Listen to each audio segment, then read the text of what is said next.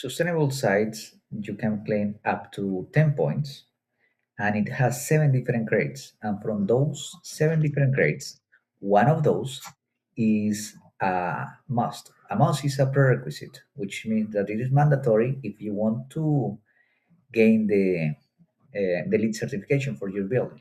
So let's go for the other ones. We're gonna be talking generally, and later on we're gonna be specifying what is inside of each one of those. For site assessment, basically, what you're gonna need is it is important what we have inside of our building and how our building looks, but it's important as well where our building is built. Protect or restore habitat. So, which means any construction will have an impact on the environment. The only the only way to not impact an environmental system is not doing anything.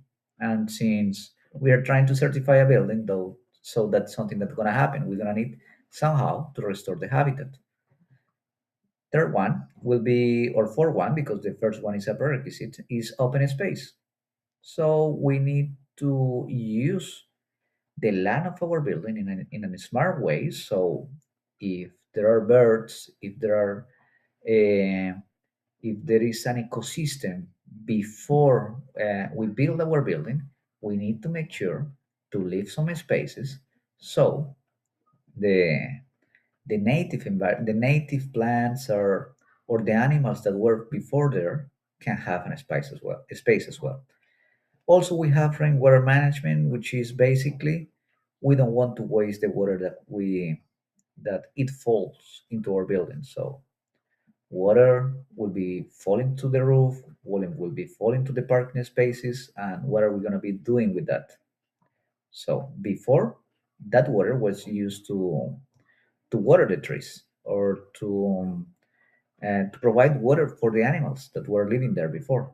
But now that your building is there, so you want to manage the water in a smart way. Heat island reduction. So when we build our building, even though it doesn't have life like me or an animal or a plant, irradiate heat all the time because it has boiler, chillers, electrical equipments. It had people living or working there, so irradiate heat all the time, and also the concrete as well. It's a radiator somehow. So that heat, when we combine the heat of the people, the equipments, and everything, is named heat island. So we're gonna have a lot of heat concentrate in a point. Somehow we're gonna need to manage how to mitigate that, so we don't gonna affect the total environment because our development. And lastly, light pollution reduction. So what we want to do with this is basically at night, our building has somehow, maybe it has to be visible, but we don't want to affect the entire environment because of it. So we're gonna need to mitigate, we're gonna need to look at way to reduce that amount of light so we don't gonna affect the wildlife